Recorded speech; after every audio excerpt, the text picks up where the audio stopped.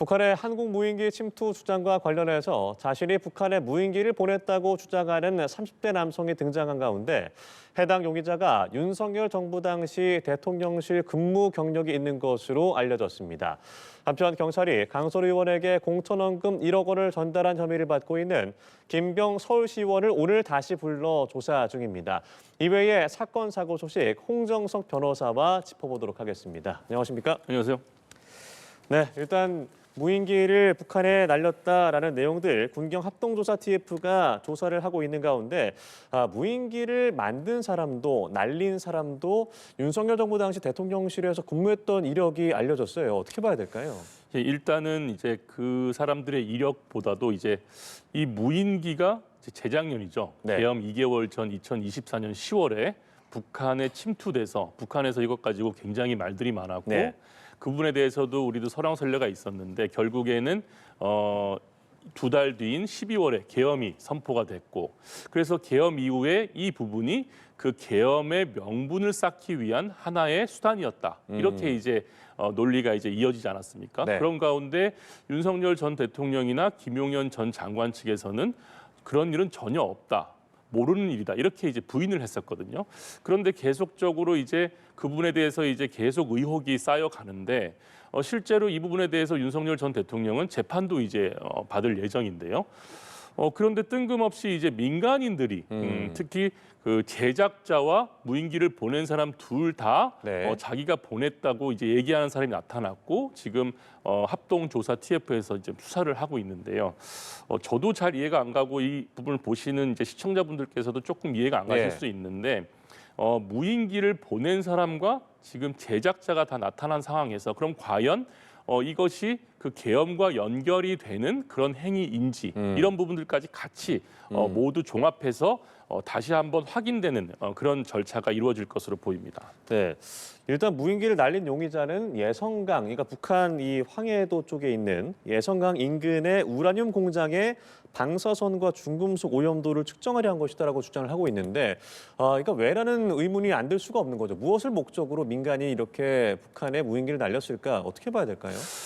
이 부분은 이제 여러 가지 이제 측면에서 볼 수 있을 것 같은데요. 네. 제가 볼 때는 이제 첫 번째로 아까 말씀드린 것처럼 윤석열 전 대통령이 이 무인기 침투로 인해서 평양기 무인기 투입 공작으로 이제 재판을 좀 받고 있거든요.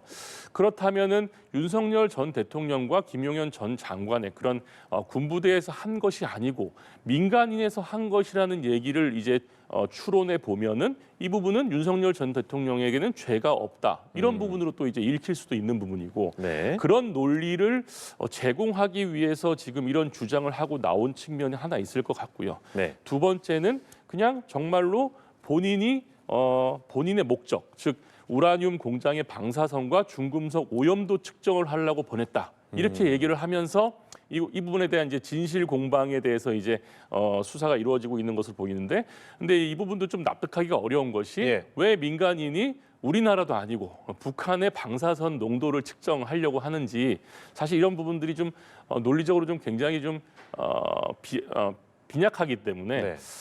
좀 설득력이 좀 떨어지는 부분이 아닌가. 그래서 아까 말씀드린 것처럼 윤석열 전 대통령의 초반 대통령실에서 계약직으로 근무한 이력이 있는 자들이지 않습니까? 네. 따라서 이 부분들까지 종합적으로 수사가 이루어져야 될 필요가 있어 보입니다. 네, 일단 뭐 모르고 있는 사실들 알려져 있는 게 너무 많은 만큼 퍼즐이 좀 어떻게 맞춰질지는 계속해서 조사를 지켜봐야겠습니다. 주제를 바꿔보겠습니다. 김경 서울시의원이 오늘 경찰에 세 번째로 소환돼 지금까지도 조사를 받고 있습니다. 경찰에 출석하면서 추측성 보도가 난무해서 안타깝다라고 했는데 일단은 뭐 1억 원 전달 당시에 강선 의원이 현장에 있었는지 등의 내용들에 대해서는 답을 하지 않고 들어갔단 말이죠. 이 부분 좀 어떻게 보셨습니까? 이 사안도 사실 이제 점입가경이죠, 거의. 네. 초반에 사실은 이제 수사기관에 신속한 수사 착수가 이루어지지 못해서 지금 여러 가지 또 말들도 많이 나오고 네. 김경 시의원 말처럼 지금 추측성 보도가 난무한다. 근데 제가 볼 때는 그 추측성 보도의 대부분을 본인이 유발했다고 저는 그렇게 보고 있거든요. 본인이 수사 처음에 이제 의혹이 나왔을 때 이 부분을 약간 회피하려는 목적으로 저는 미국으로 이제 출국을 했다고 보는데 이런 출국조차 막지 않고 수사에 착수하지 않았던 수사기관의 잘못이 첫 번째 있는 것 같고 두 번째는 본인이 이러한 추측이 나올 수 있도록 미국에서 자술서를 제출하지 않았습니까? 네. 자술서 내용을 보시면은 본인이 1억 원을 줬다는 것은 거기 담겨져 있습니다. 그리고 그 자리에 강선우 의원도 있었다고 본인이 자백을 했고요. 그리고 두 번째, 그 돈을 돌려받았다고 했습니다. 그런데 이 돌려받았다고 할 때는 언제, 어떻게, 어떤 방식으로 돌려받았다 이렇게 얘기를 하는 게 보통이거든요. 이번에 이제 서희건설의 그 회장의 자술서 같은 거 보더라도 거기에 이런 육하 원칙에 의한 자술서를 보통은 제출하는데 그냥 단순히 돌려받았다고 하니까 여기서도 추측이 엄청나게 많이 나올 수 있는 것이죠. 네. 그리고 마지막으로는 이제 전달 방식, 그러니까 돈을 전달할 때 이제 김경 의원은 보좌관이 잠시 자리를 떴을 때 강선우 의원에게 직접 줬다 이렇게 얘기하고 있는 반면에 강선우 의원은 아예 이런 돈을 받은 적도 없다. 그런데 거기에 또 김경 의원을 만난 적도 없다까지는 얘기 못하고 있거든요. 그러니까 이런 부분들이 모두 다 지금 진술에 대한 신빙성 여부를 다투는 데 있어서 말들도 너무 다르고 그리고 돈을 전달하고 전달받는 과정에 관련된 사람들도 여럿이다 보니까 이 부분의 수사의 진척이 좀 더딘 것 같습니다. 네, 말씀하신 대로 김경시 의원, 강선우 의원 그리고 지역구 전 사무국장의 말들이 다 다르기 때문에 어떤 점을 좀 중점적으로 봐야 될지 오늘 조사에서는 경찰이 김경시 의원에게 어떤 점을 좀 물어볼까요? 일단은 김경시 의원의 진술은 비교적 구체적이고 그리고 본인이 줬다는 것에 대해서는 인정을 했고 네. 돌려받았다는 것도 얘기를 했기 때문에 이 부분에 대해서 아까 제가 말씀드린 것처럼 구체적인 일시와 장소 등을 확인하기 위해서 노력을 할 것 같고요. 네. 지금 이 사안에 대해서는 적용되는 범죄들이 되게 다양합니다. 아주 간단하게는 청탁금지법 위반부터 시작해서 정치자금법 위반에도 해당할 여지가 있고 그리고 공직선거법 위반에도 해당할 여지가 있습니다. 그리고 제가 볼 때는 수사기관의 가장 마지막 종착지는 뇌물죄일 것입니다. 네. 따라서 이 뇌물죄까지 수사가 이루어질 수 있도록 지금 김경 의원에 대해서는 오늘 최종적으로 보강 수사를 할 예정인 것 같고요. 20일에 이제 그 강선우 의원을 소환하지 않습니까? 20일 강선우 의원 소환 전에 철저히 준비를 하기 위해서 오늘 다시 이제 수사를 하고 있는 것으로 보이고 오늘 가장 핵심은 이 돈이 어떻게 오갔고 어떻게 반환됐는지가 핵심입니다. 결국 자금의 흐름에서 범죄의 그런 본질이 드러나는 것이기 때문에 이 부분에 중점적으로 수사가 이루어질 것으로 보입니다. 그러니까 결국에는 앞서 말씀하셨듯이 강선우 의원도 소환 조사가 있고 이 남 사무국장도 불러서 이 3자 이 대질 조사를 하면 바로 나올 수 있는 부분이 아닌가라는 생각이 드는데 어떻게 봐야 될까요? 대질 조사를 이제 할 수 있는데 본인들은 또 거부할 거부권이 있거든요. 따라서 오늘 제가 말씀드린 것처럼 일단 김경시 의원의 진술이 어느 정도 신빙성이 쌓여야 이제 대질 신문의 가치가 있는 것이죠. 네. 한쪽 진술이 적어도 물증에 의해서 어느 정도 입증이 되는 부분이 있어야 대질 신문의 가치가 있거든요. 네.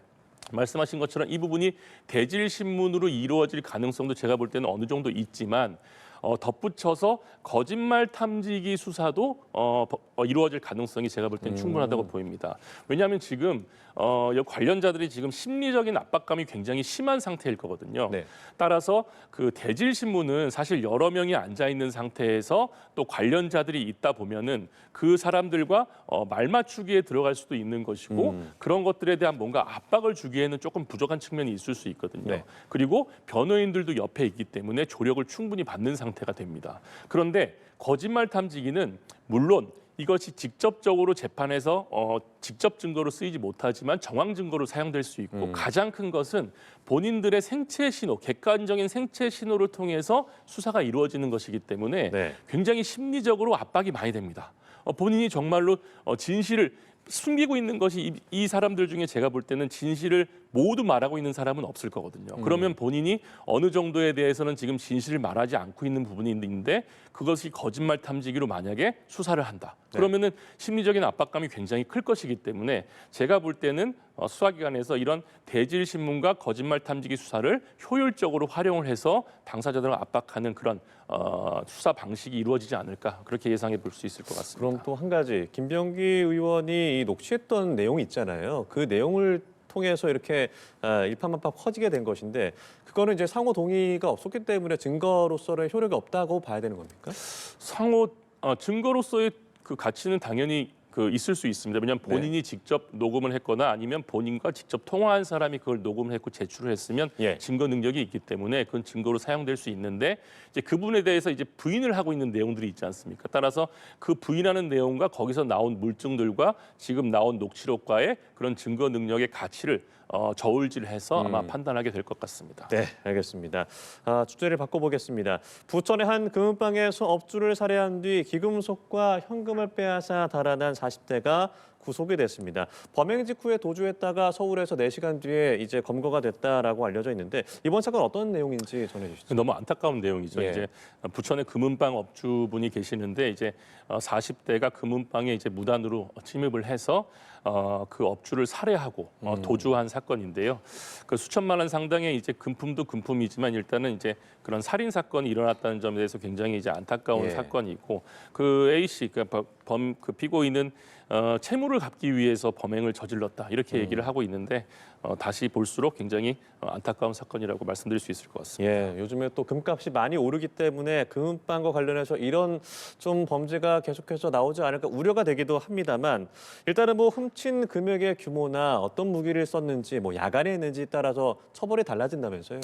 예, 말씀하신 것처럼 일단은 단순 이제 절도, 그러니까 금은방에서 이제 그 물건들만 이제 가지고 나갔을 경우에는 당연히 그 가치에 따라서 형량이 결정되는 것이고 흉기를 사용했거나 야간에 특히 침입했거나 그러면은 당연히 또 형량에 영향을 미치는데 이번 사안처럼 이제 그 인명 피해 거기다 이제 살해 사건까지 난 거지 않습니까? 따라서 이런 경우에는 인명 피해에 집중을 해서 그 양형이 결정되기 때문에 이 사건 같은 경우에는 금액 규모는 그런 형량과 큰 관계가 없다 이렇게 보시면 될 것 같습니다. 예.